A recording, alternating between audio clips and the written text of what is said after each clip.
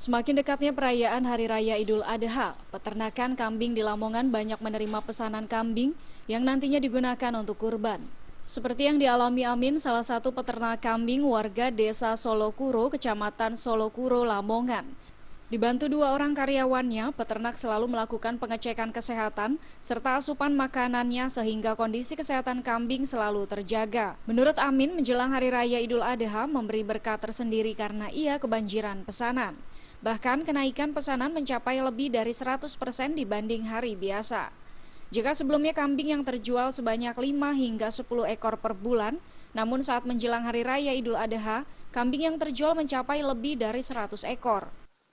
Ini saja dari kambing yang kita miliki, yang kita sediakan kemarin itu 100, itu sudah terjual sekitar 75 ekor, yang 50 masih tetap dititipkan di sini, sedangkan yang 25 masih belum ada.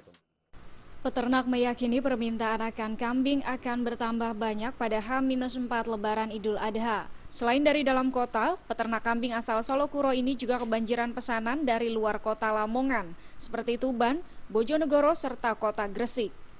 Dari Lamongan, Jawa Timur, Muhammad Basoir melaporkan. Ini bisa dimakankan secara langsung.